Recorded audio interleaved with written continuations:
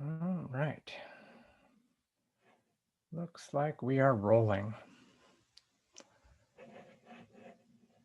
How's everybody doing today? Chat up.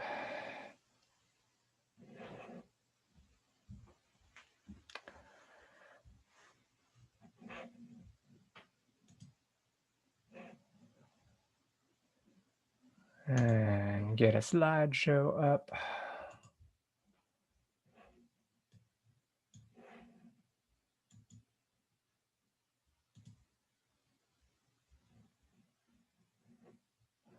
Okay. Most importantly, put my gallery view up close to the camera so I don't look like I'm looking over there most of the time.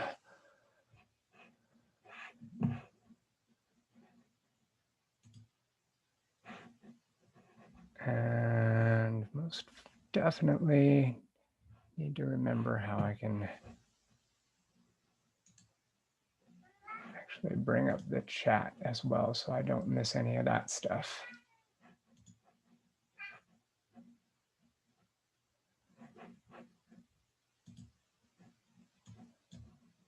There we go. Okay.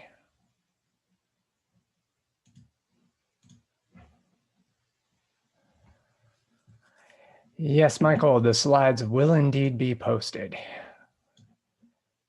Everybody's prepping for the midterms. It's all midterms all the time. Okay, let me get that over there. And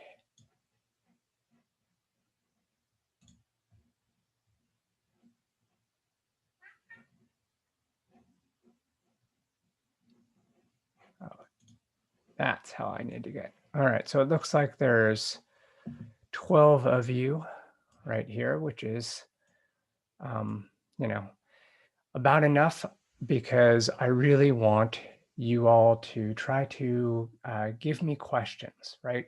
Because you are standing in for everybody else who's going to end up watching this on recording. So if you have a question, any question at all, please put it in the chat or unmute. I'm happy to take questions that way. Just because if you have that question, somebody else is definitely going to have that question, right?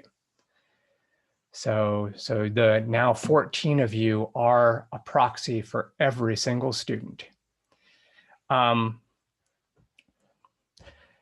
so Adriana, I want to do a really fast, well, probably not so fast review of everything first before we get to homework questions. And then we will definitely get to homework questions. Sound good? All right.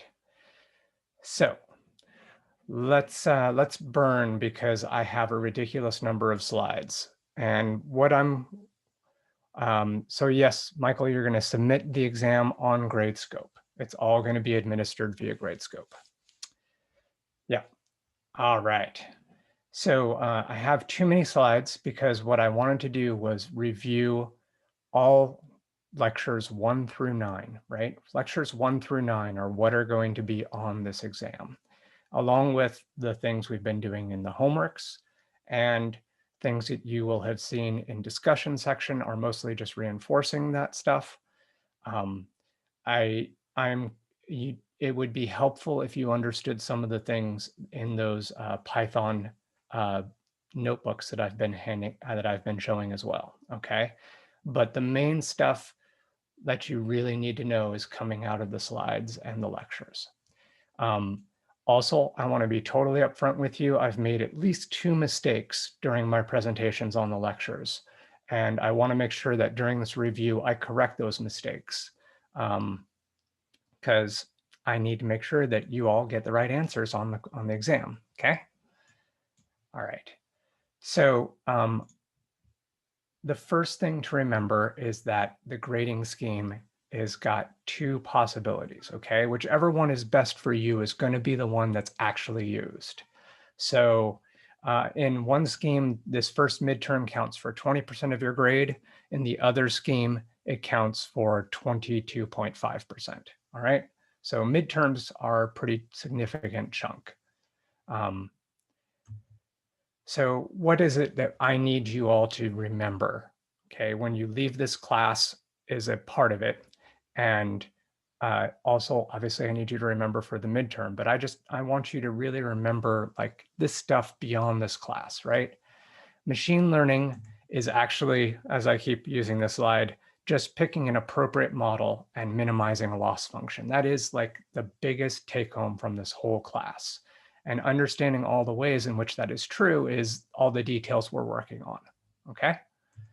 So another big take home I want you to have, not just for the exam, but for your life, is that when you are finding a model, right? We use this metaphor during the first lecture. When you're finding a model, it is entirely plausible to make a model which is overly complicated and fits all the data, but yet is still clearly wrong, right? So we have to be careful as we are creating our machine learning systems that they are appropriate for what we're trying to do, okay? To get a useful machine learning system, you need not just all the things we've talked about an intuition, the math, and an implementation, but also good data, right? Good data. Oh, somebody's saying that the slides are not changing. Wonderful. So does anybody else see the slides stuck on the first slide? All right, let me restart. Let me restart not the presentation, but just the slideshow. Okay, sorry. Yay, for the first time I've tried to do live teaching on Zoom. All right, let's go back. How do I go back when I'm in presentation mode like that? Okay, so are the slides live?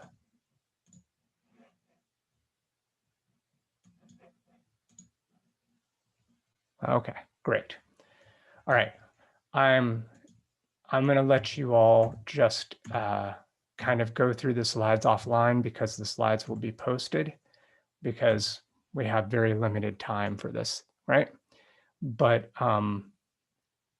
remember that what we're after here is not just what's good for you for the exam, but the take homes. And the take homes for the whole class that I really want you to know are about that machine learning is optimization and picking an appropriate model, and picking an appropriate model is a hard thing, okay? So let's see here. So the recap of lecture 2 is where we start to talk about the nitty-gritty of supervised learning. The idea that there's a training set with labels and a testing set, which is what you evaluate on, right? This is also where we start in on the math, right? We need to know how a vector represents a line through the normal vector here. Can you all see my pointer? I hope so. Okay. So yeah, so that this vector defines this line by being normal to the line, right? And we also talk about two things that are important on this slide. One, hot encoding, which is one way to represent categories. What is one hot encoding? Well, for everything like flying as a category, as a variable, does it fly, yes or no? What we do is we encode that as a 1 and a 0. We encode that as both possibilities, and only one of those can be hot. Only one of those two numbers can be a 1. So a sparrow flies, yes, and this is a 0. A chipmunk does not fly, no, and the fly number there is a 0. Okay, so one hot encoding is very important for a lot of machine learning techniques because it makes things easy for a lot of possible machine learning algorithms because everything is separable. Okay, the other thing on here that we want is this dot product, and this is kind of one of the reasons why we use a one hot encoding. Okay, so when you dot sparrow and chipmunk, you find that the dot product of those two vectors that we've just laid out is very different. but sparrow and bat have many more commonalities between those zeros and ones and the single numeric number there, which represents weight, okay? So sparrow and bat are more similar than sparrow and chipmunk, and that's the kind of thing we want in dot products, okay? So dot products include vector, not just direction, but its size, the magnitude of the vector, right? How far it is pointing along that direction, not just the direction.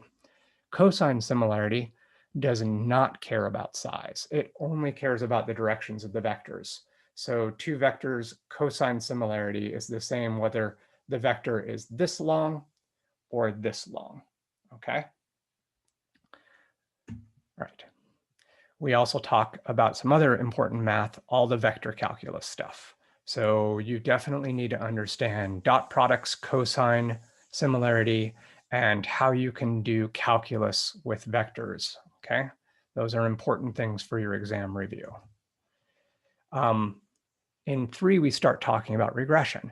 And to do that, we start to really use matrix notation and the design matrix here, where we take a one input, which has got m features, m variables, and we take that and transpose it and make a design matrix where each row of the matrix is one of the observations, and it's m features wide, and each one of these rows, again, is a single observation. This is something we will use over and over again, so definitely need to understand it for the exam.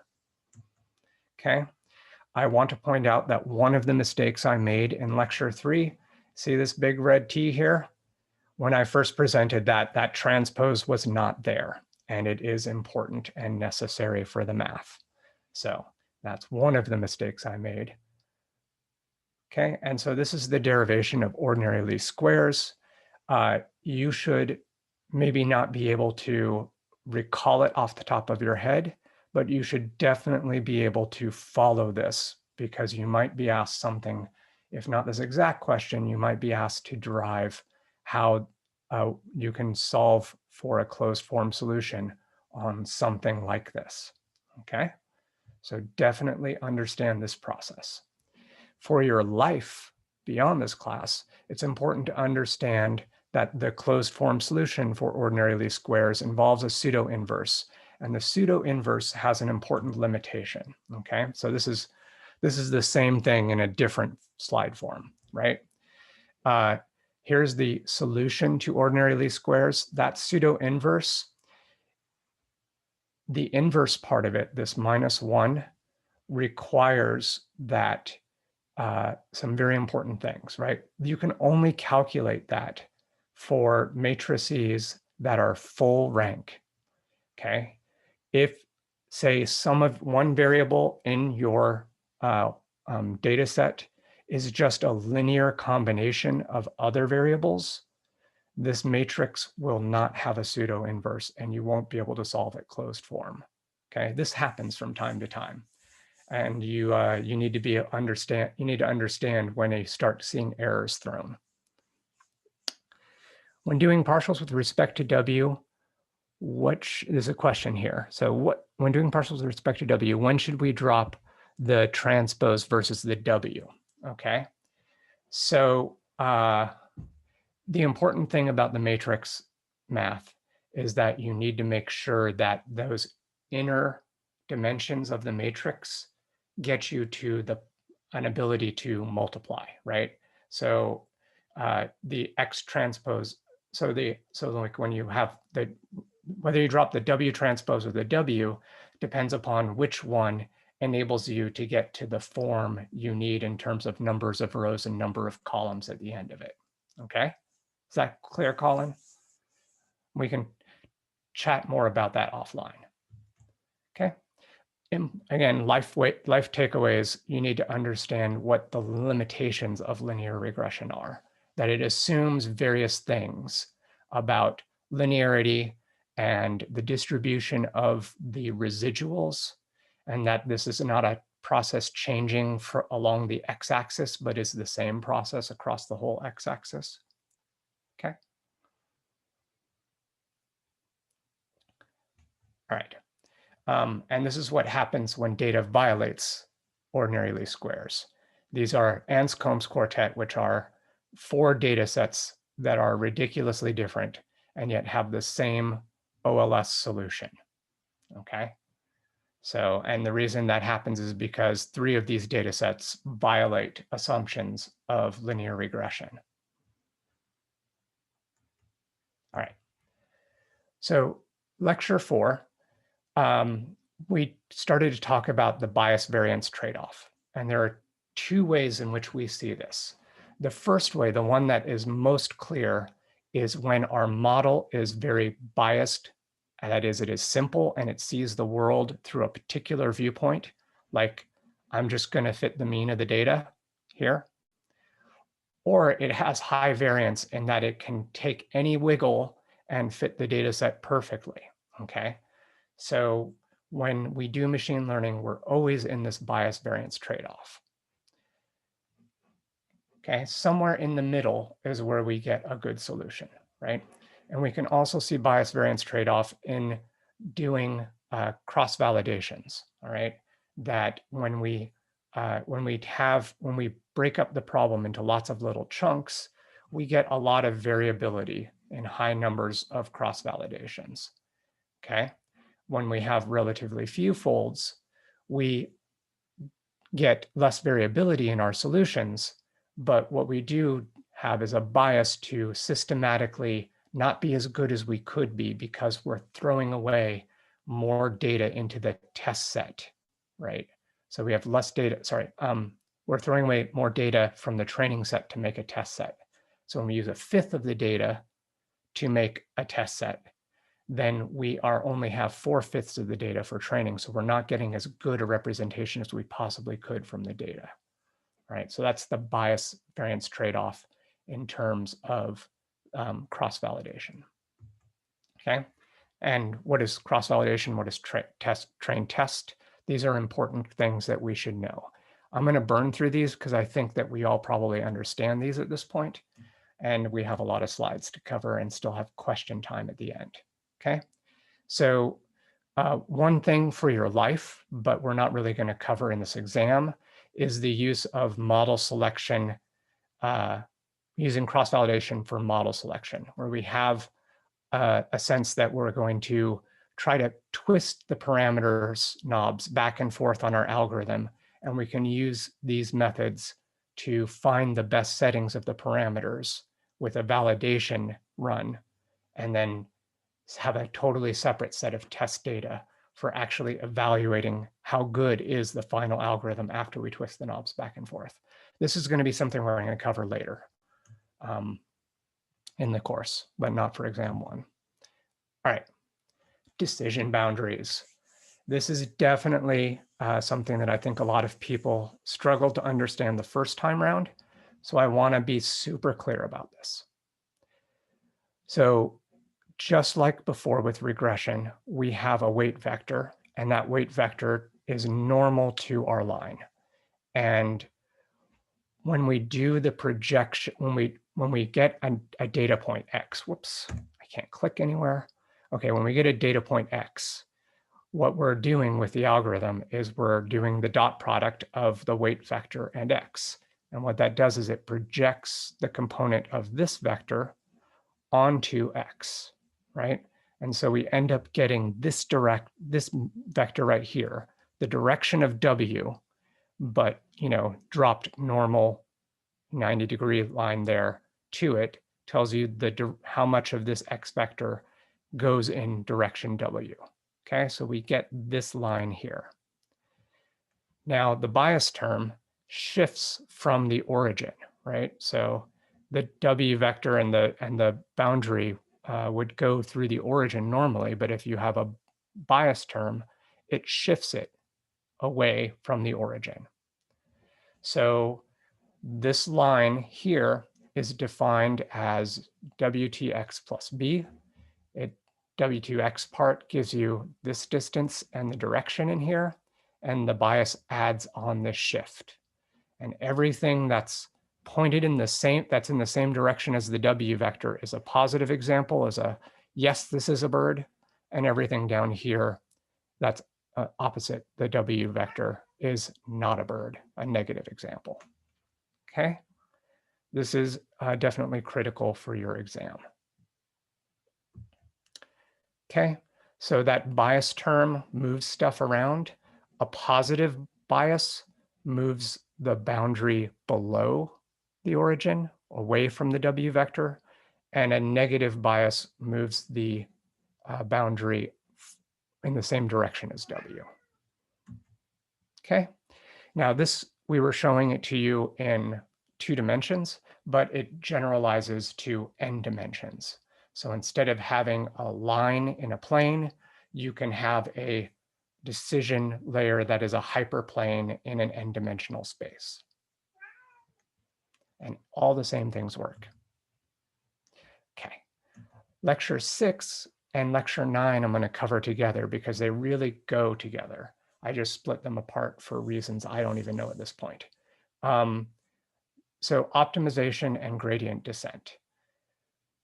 Important tools in doing this kind of stuff is the monotonic functions, right? That we need you to know that if you take a function and apply a monotonic function to it, lots of things don't change. So what's a monotonic function? Anything that doesn't go back on itself. So it can either be monotonically increasing or monotonically decreasing. It can even asymptote, like the natural log, where it just gets flat.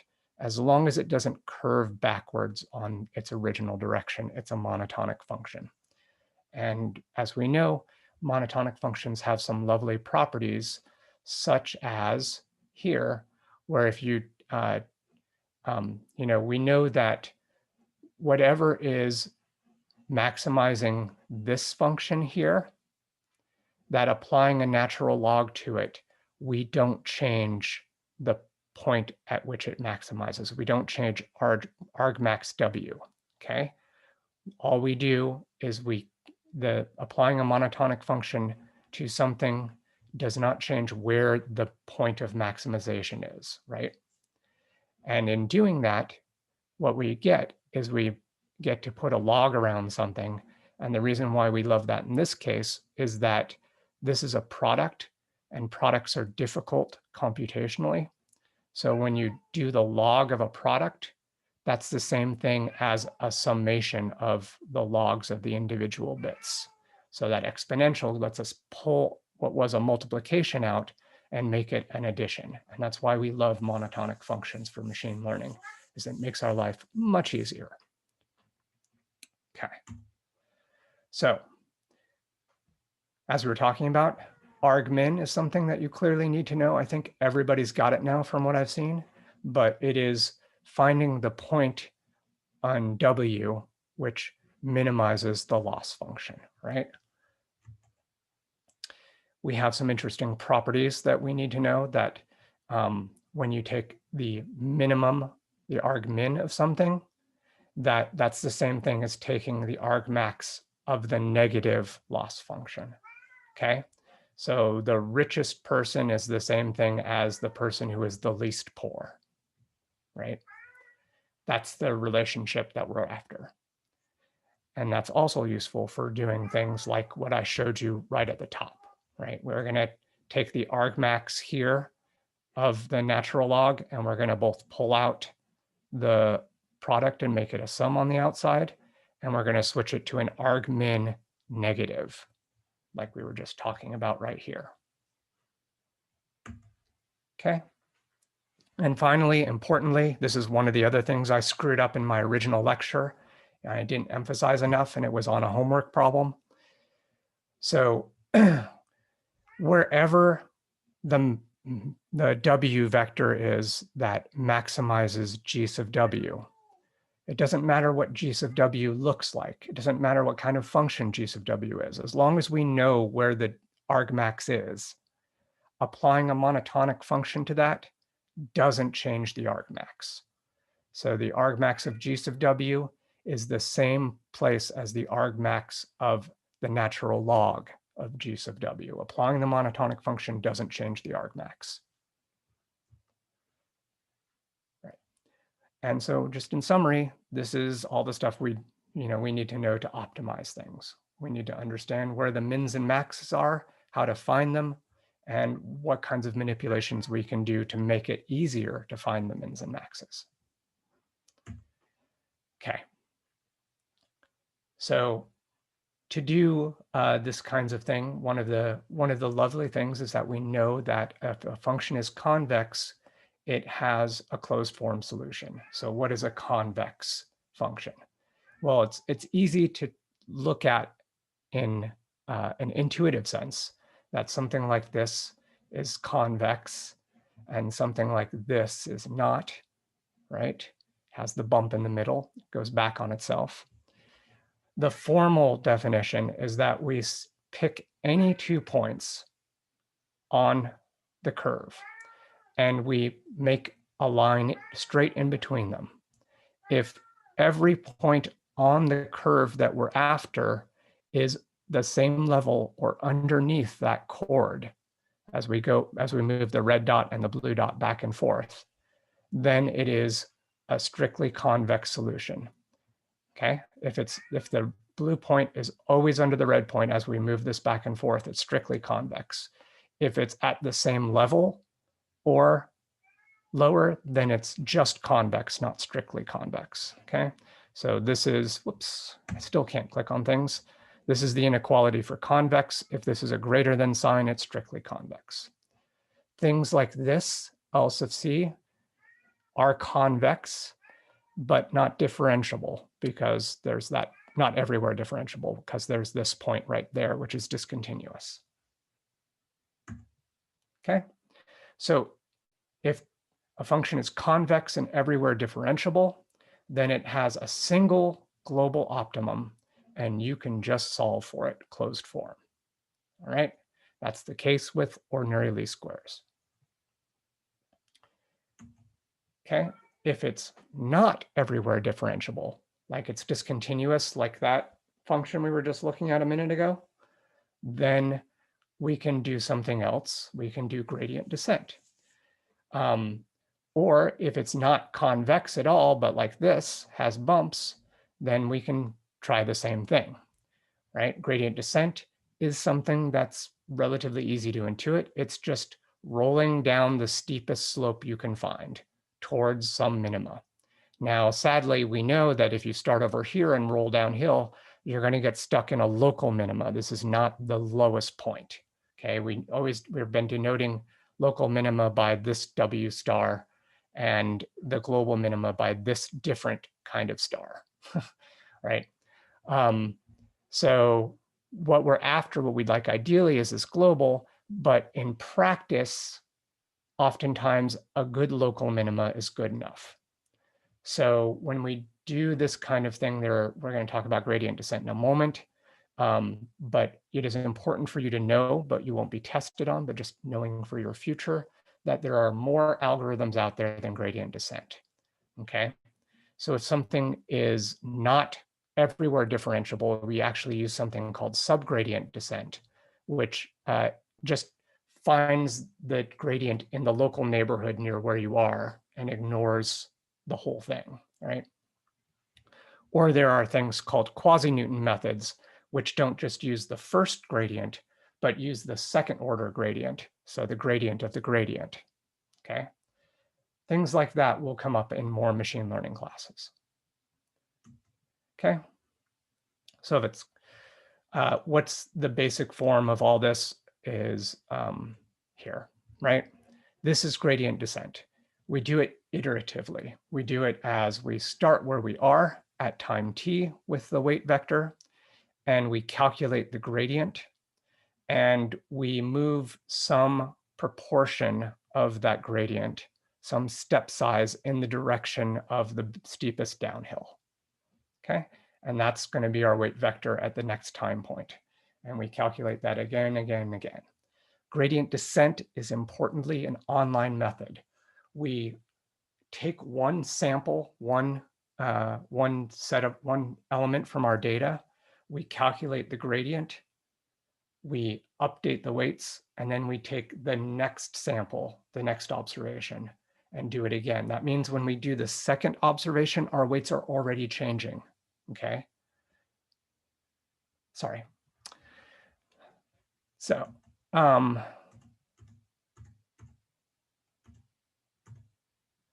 yeah, so, and we just showed you this to you in one dimension, but we can do this in 2 dimensions or n dimensions. It doesn't matter, right?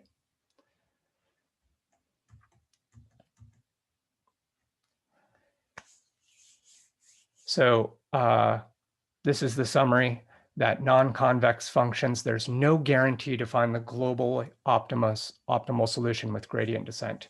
But realistically, in practice, we find that it's often good enough. It often finds good enough local optima, or we can use techniques to help it find the good enough local optima. Okay, the learning rate choice, that lambda, is an important parameter. And typically you're going to have to try to find the best version of that when you use it in practice. And there are many tricks and techniques for doing that. All right. I also want to remind everybody about this tutorial on gradient descent, which is an excellent way to do this. Will there be convex functions where we aren't guaranteed to get the global minimum?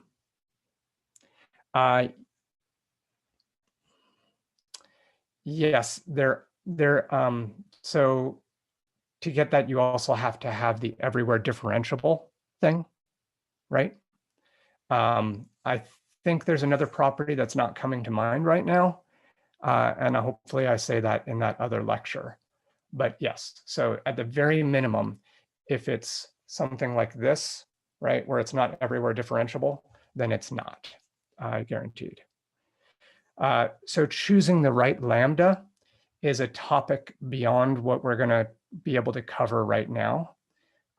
There's a lot of things, but the most general thing that you see a lot are algorithms for automatically picking the best possible lambda, and they update the lambda at each time step. Okay, so it's not that we just pick lambda and we do our gradient descent. It's that we, every time we're doing the gradient, we check how far have we gone compared to the size of the gradient, and we update the lambda size according to that relationship. But again, you don't need to know that for the exam, and we are, I'm pretty sure, get a chance to talk more about that later. Okay. Yeah, so in the midterm, since it's not going to be an issue. Lambda will generally not be an issue, or we will tell you exactly what we want you to do with it if there is. Okay. All right. So we returned to regression in what is this, lecture 7? Yeah. And we went back and looked at ways to expand regression.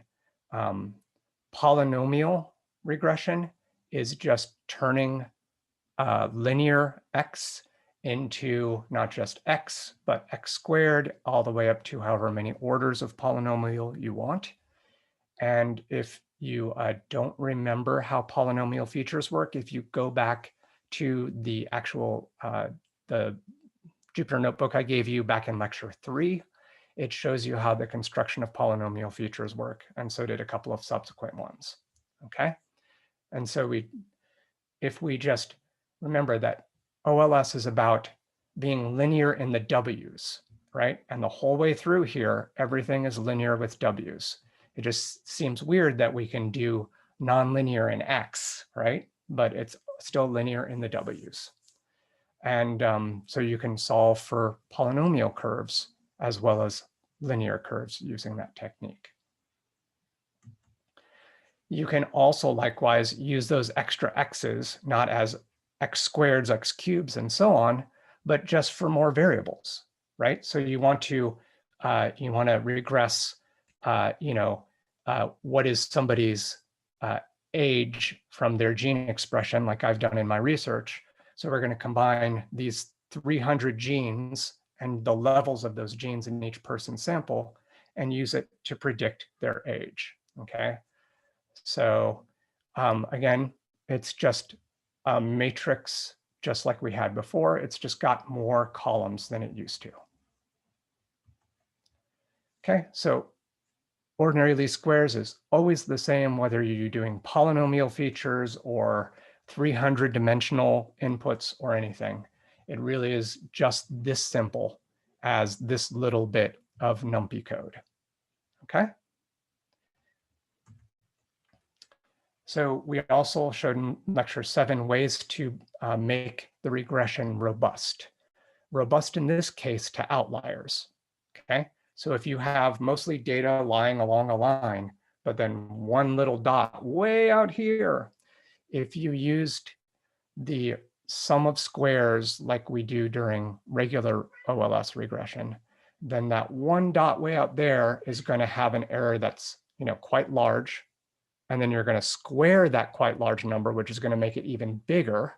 And so that one outlier is going to have a disproportionate effect on where the line of regression is.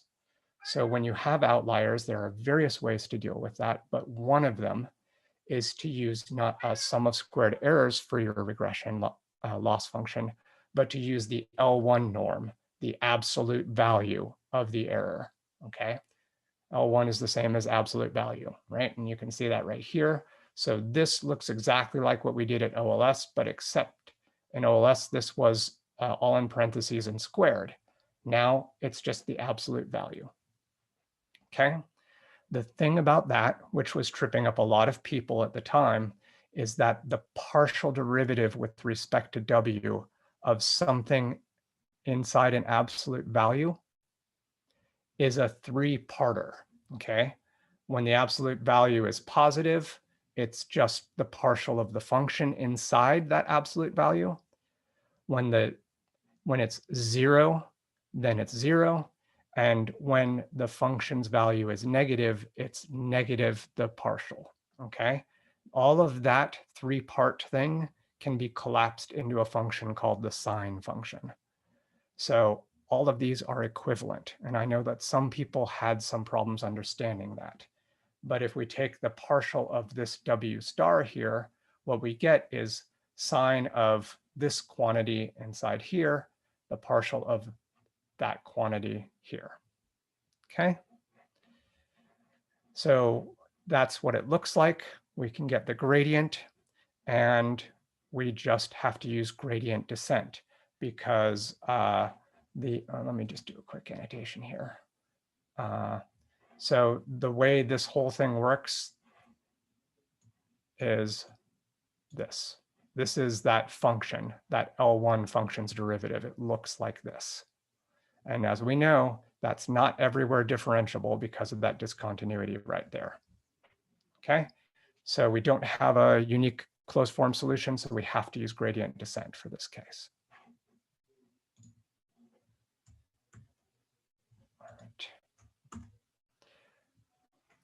All right, another way in which we can deal with robust stuff is that we want to be robust to the model, right? Not just to the outliers in the data, but to the model, okay? So when a model gets too powerful, it can overfit data.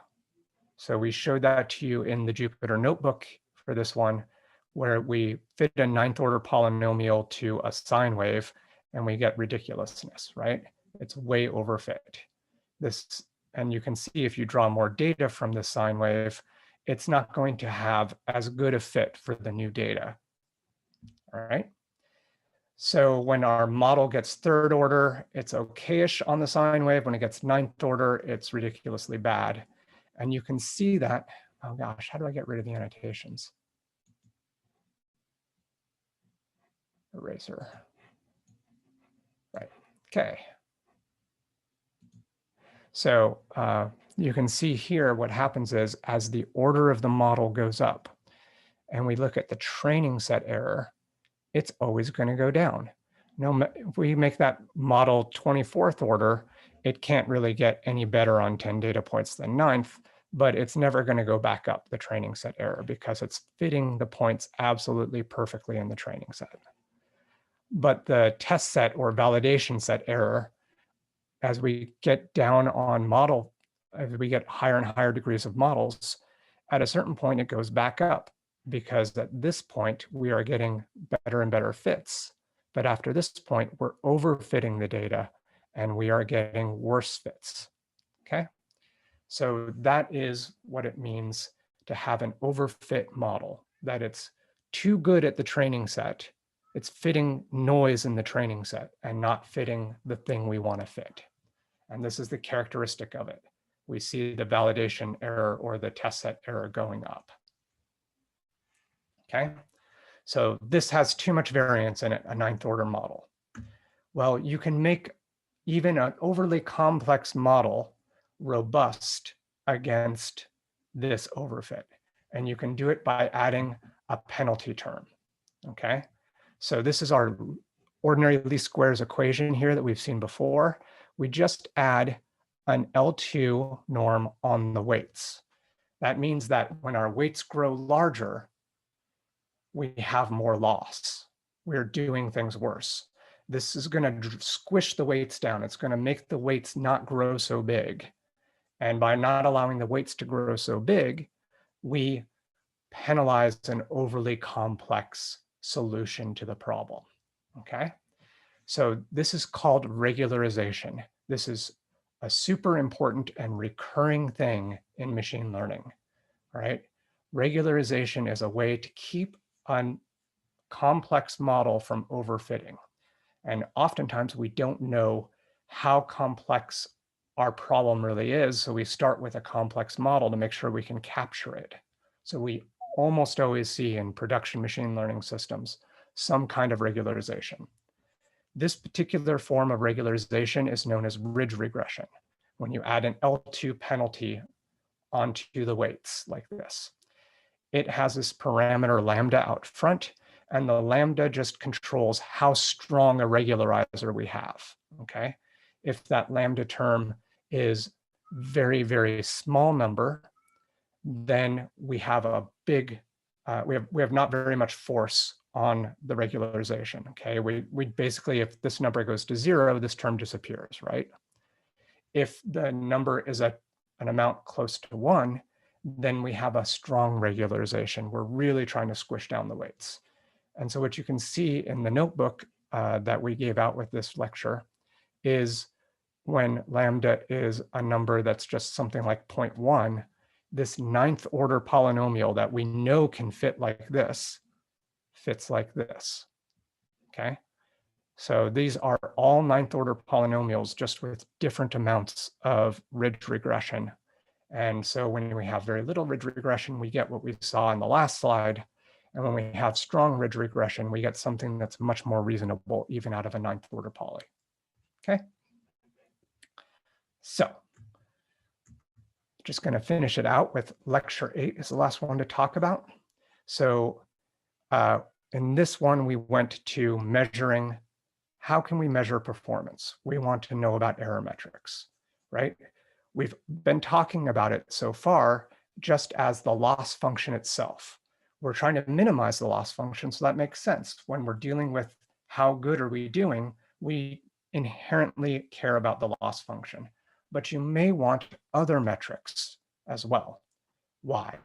So not just the loss function, but you have to think about the fact you may be comparing models, and different models will have different loss functions. So we need one total metric to compare them overall, okay? You may also care about aspects of performance that are not modeled in your loss function, okay? And that's why there are so many different metrics, so many different ways to measure how good is a machine learning algorithm doing on a given data set, okay? Many metrics are only applicable to either regression or classification. They don't make sense for both, okay? And every metric is going to get at a different aspect of performance. Importantly, these metrics, often some of them develop a flavor of benchmark. And so when you have these standard benchmark data sets where people are always competing to be the best at ImageNet classification, then we can also, along with the fact that we're using a standard benchmark data set, they're also using a standard benchmark metric, and they're just competing with each other to do the best measure on that metric on that data set and get their name up in lights as we are currently state of the art. Okay. So in classification land, if we're doing classification, the single most important, well, not single most, there's lots of important metrics, and they all come down to understanding something from statistics called true positive, true negative, false positive, false negative. Okay. So this classification of the actual label and what your algorithm predicts tells you whether you actually hit the truth, which is on the diagonals here. Either it really is a positive class or it really is a negative class, or whether you made an error on this opposite diagonal, and whether it's a type 1 false positive error or a type 2 false negative error. You have to make sure you understand what these things are, and most people find this confusing the first time they're exposed to it. So do make sure you understand it clearly for the exam. Okay. Another way in which, oh, sorry, I missed a question a long time ago. Is there an intuition behind choosing a smaller order polynomial with little regularization on the weights versus higher order with lots of regularization? The only intuition I can give you, Cameron, is that oftentimes you're solving in like the real world, you're solving problems you don't really know how complex they are. So like I think I kind of threw out a minute ago, you often start with an algorithm that you know is too complex probably, and that's why you want a regularizer on it to penalize too complex of a solution, because you want to make sure you have a complex enough algorithm to fit the data. If you know a lot more about the problem, you're often in the world of standard statistics where you have a reasonable model already of what you're trying to do, then you don't go big. So machine learning is often in the world where we don't know much about the problem. And so we throw big tools at it and we see what happens, but we know that those big tools need to make sure they don't overfit. Okay, does that make sense? Sorry for the delayed answer there. All right. Sorry, so I want to make sure we get to some questions at the end. So I'm just going to rush through this. Confusion matrix is a way to see what happens during classification, right? This is, this is just a binary classification class thing right here. One class or the other, positive or negative. But in multi-class things, like if you're going to classify all the different irises in the iris data set, there's 3 classes. And what you can see is that versicolor irises are not as well classified in general as the setosa and the virginica, okay? So a confusion matrix really comes into its own as a tool when you have not just a binary 2 classes, but multi-class problems. And you can start to see that maybe particular classes are the issue, not just overall poor performance. Okay. There are a bunch of important metrics used in classification. Some of the very common ones are precision and recall and false discovery rate. And there's one other that I'm not finding right now. Selectivity, right? Specificity and selectivity. And as this Wikipedia page will try to explain to you, all of these measures are composed of false positive, false negative, true positive, true negative, okay? So this basic dynamic that we were talking about a minute ago is how we get all these different measures of performance of classification. And this is something which I think is important for you going forward. We are on the exam, we're not going to get into what all these different things do, but you definitely need to understand the true positive, true negative, false positive, false negative. okay? If you don't understand those, you're going to be in trouble.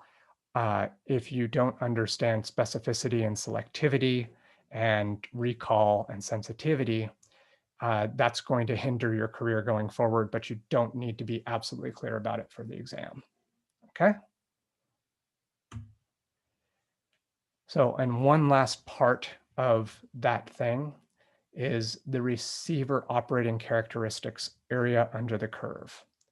So this is like, oops, there's so many different aspects of this stuff that there have been attempts to combine all the different ways in which classifications can go wrong, which are all these different ways, right? Into one metric. So one of those metrics is looking at as we twist the knobs back and forth, right? And we get our algorithm to do really, really well at rejecting false positives, then that means it's necessarily going to be potentially poor at obtaining a true positive, okay? So as we make it more rejecting of the false ones, we're going to miss more of the true ones. And as we try to make sure we pick up more of the true ones, we're going to potentially make more mistakes in finding false ones. So a perfect algorithm goes straight up like this. It goes bang, bang. It gets perfect results no matter what, when it has a 0 false positive rate. Okay, a chance, something that's assigning something to the binary classes by chance, goes along this line. So, and this is a bad model, and this is an okay model, and this is a great model in blue. So the area under these lines, as you're twiddling the knob back and forth between how sensitive you're going to be about false positives, the total amount of area under the curve is a measure of how good the model is at classification. Okay. And finally, just wanted to say that regression is important too. All algorithms are important. So in regression, one of the standard metrics is R squared. And R squared is simply just the sum of squared errors that you're going to be minimizing right here. The sum of squared residuals, the sum of squared errors. Okay. And it's that divided by the square of that. So the sum of the squares versus the square of the sums. Okay. So that is a measure of how much of the variance of the inputs are explained by your X values. Okay. So if how much of the variance in the Y's, the outputs, is explained by the variance in the inputs, the X's. So when the explanation is perfect, there's a perfect line that's being fit, and all the training dots are all the training set dots are exactly underneath the line of regression. There's all the variance explained. Okay, that's what R squared is. When you would get a better answer at prediction just by guessing the mean of the inputs, then you have a 0, right? That's an R squared of 0, when just guessing the mean of the data set gets you a better result than your prediction. Okay, that is all. And I've left us almost no time for questions, but I do want to take them. To confirm, Perceptron's Artificial Neural Networks lecture number 10 and 11 and 12 are not on the midterm. Yes, they are not on the midterm, only through lecture 9. At the beginning of the lecture, I said that we would submit our grade on Gradescope, so the midterm will be available as a file on Friday, yes. And once you finish, you will submit it on Gradescope. Question 8C. Okay, hold on, Adriana. I have to get to, so the time limit on the exam is going to be, we're going to make it 2 hours, okay? The reason for that is that I expect that there are going to be issues with taking photos and all that. So you're going to have 2 hours to do the exam. There are going to be practice problems, yes, okay? So there are practice problems. They are going to be out today. I was trying to get them out last night, but I did not. Okay, So the timing on the exam, and this is all going to be in an announcement later today, the timing on the exam is I'm going to give you a 24-hour period to do the exam. Okay, so the whole of Friday is going to have the exam available on Gradescope. Whenever you start, you are going to have 2 hours from that moment to hand in your exam. All right, so you have a 2-hour period to do it anytime within a 24-hour window. The nature of the exam, and the exam is designed to be a 1-hour test for somebody who's good. I understand that it could take some people a little bit longer. And again, I want to put in padding for the fact that we are asking you to do things like, scan in or take cell phone photos of your handwritten math and submit that all together. Yeah, so extra time is for downloading the PDF, dealing with snapping photos of your thing, organizing it, making sure you don't forget to send us any part of the exam, right? I don't want you to feel stressed and mess up there. Okay, so now I have to get to the homeworks, and I have to find the homeworks first because I wasn't prepared, sorry.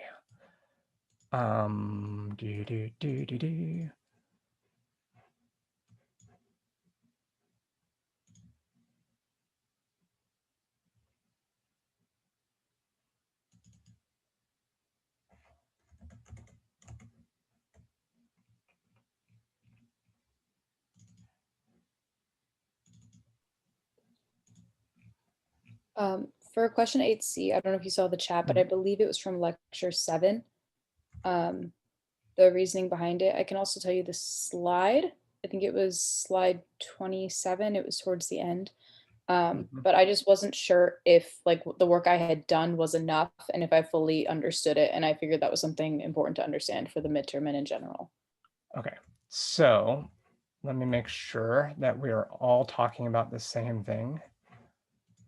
So I'm gonna screen share the homework. This is where you're at, right?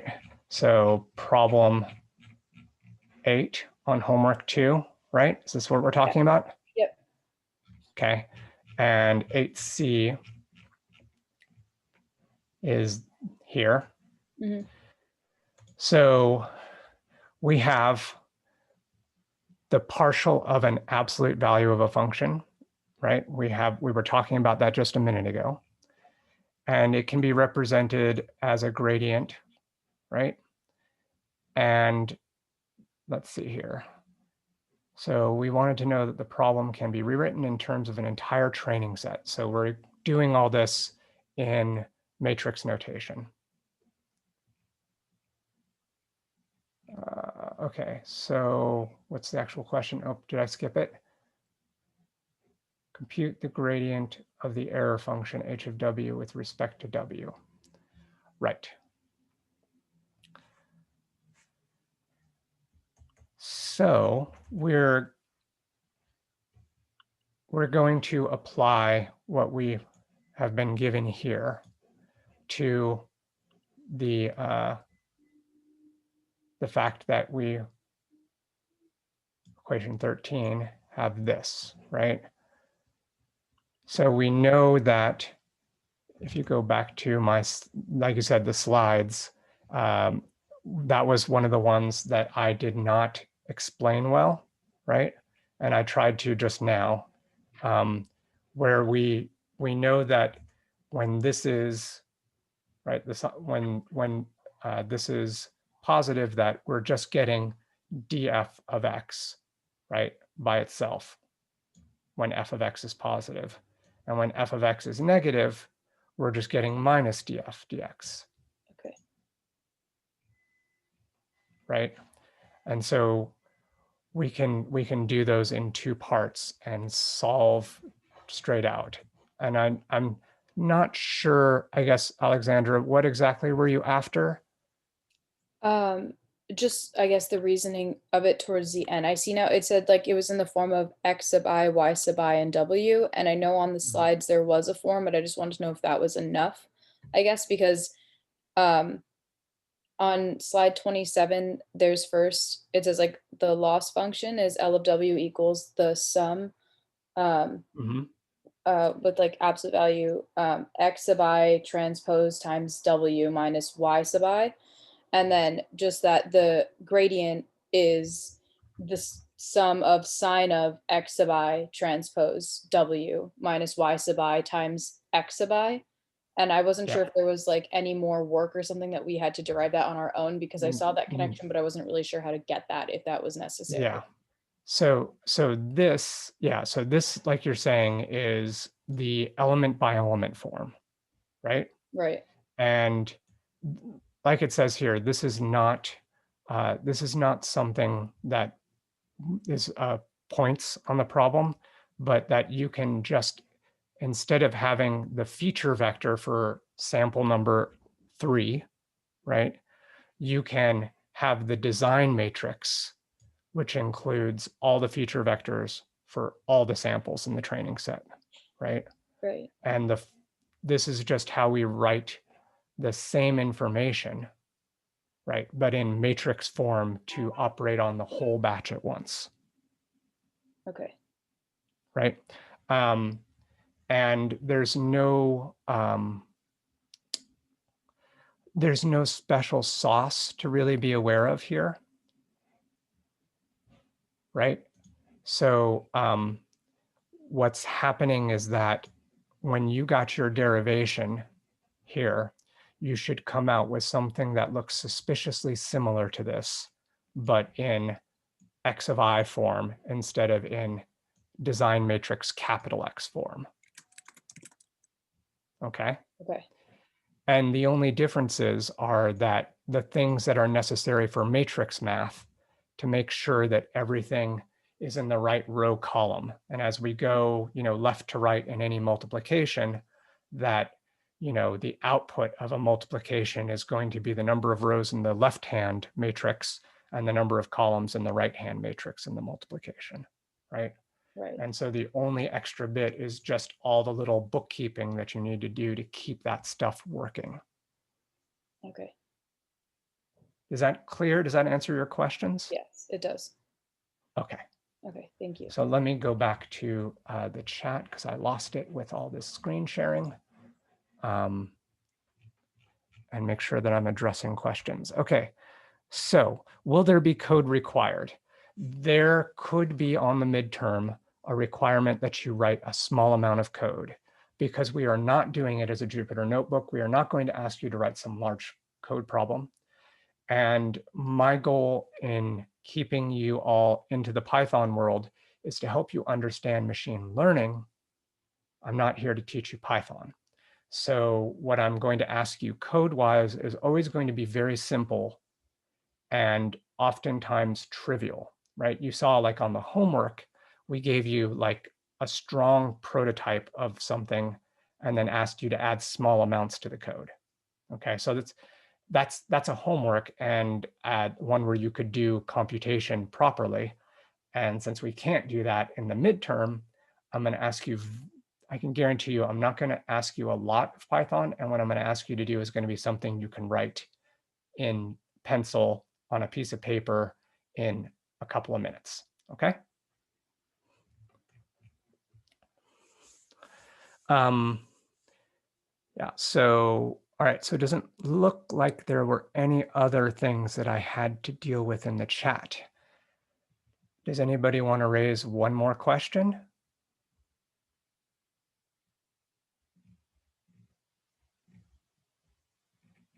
Remember, you're representing all of your friends.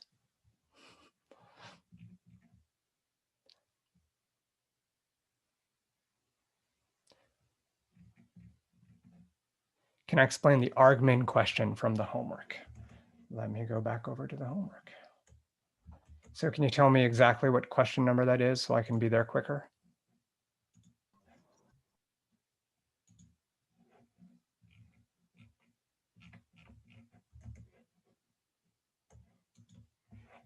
Of course, I keep losing the chat window every time I do this. Question 5. Okay. All right. So here's the things you need to remember. I showed you this slide again, right? Do you remember we were talking about just now the L sub n G sub W? Okay, let me get my annotation. Draw. Okay. So the natural log of a function looks like this. And it is, anybody, monotonic or non-monotonic? Yes, it is monotonic. Okay. Indeed. Look at that. Strong response across the group. So it is a monotonic function. And that means that when you take a monotonic function of anything, this is that slide that I under-explained during the original lecture, right? The monotonic function of anything, so it doesn't matter what this looks like, okay? If we apply a monotonic function to this random G sub W that we have no idea what it looks like, it could be any weird function, and you put the monotonic function around it, is always going to have the same argmin. So this point, let's say, is W star. This is so hard to write with a mouse. Okay, so let's say that's W star of G sub W. Applying the monotonic function to it is just going to give us, well, if I was going to vaguely draw this, it's going to give us something that looks like this. Whoops, sorry. It's going to look like this. Yeah, it's terrible. I can't do this. But the point is that the W star doesn't change by applying a monotonic function. So wherever the W star was of G sub W, that is also where the W star is going to be for natural log of G sub W. Then, yep, exactly. Adriana has the right answer there. So W star remains the same at this point. That means that all you have to ask yourself about is what happens for this -4 and what happens for this 10. How do those change where W star is?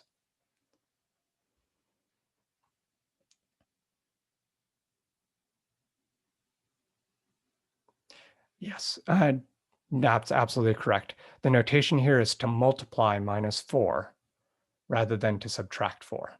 Correct. This is -4 natural log of G sub W.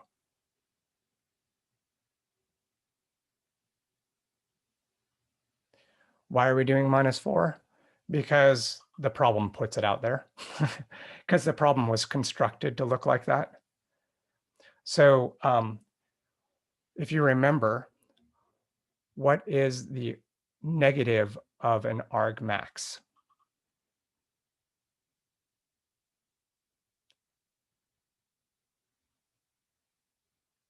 Exactly. Argmin is negative argmax. If you take 4 and multiply it by any function, does it change where the minimum of the function is?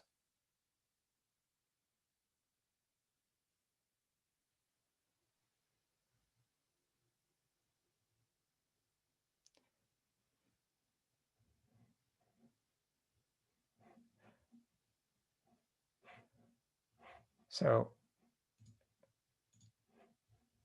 here's some, whoops, I don't want a line. How did that happen? Right. Here's some weird function. Okay. This is the W star. If I multiply this weird function by 4, does it change where the W star is? Exactly. No, it doesn't. So multiplying by 4 doesn't change W star. Natural log doesn't change W star. The only thing that changes the W star is this negative, because this negative changes an argmin into an argmax.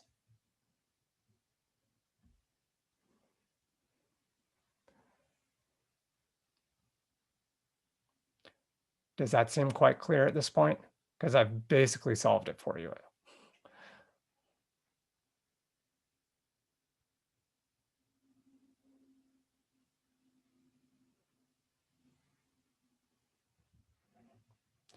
Cool, cool. All right. Well, everyone, I hope you found this useful. If you have additional questions, please do ask. Piazza is a great place right now, especially for exam-related questions, because that way everybody can learn from the answer. And I hope that you have a nice week studying. If you have pressing questions about anything, get in contact. Lecture 11 will be out Wednesday sometime, or sorry, lecture 12, which was what should have been lecture 11, but I wanted to make sure that this got out there in time to give you help for studying, okay? All right, everybody, good luck, have fun.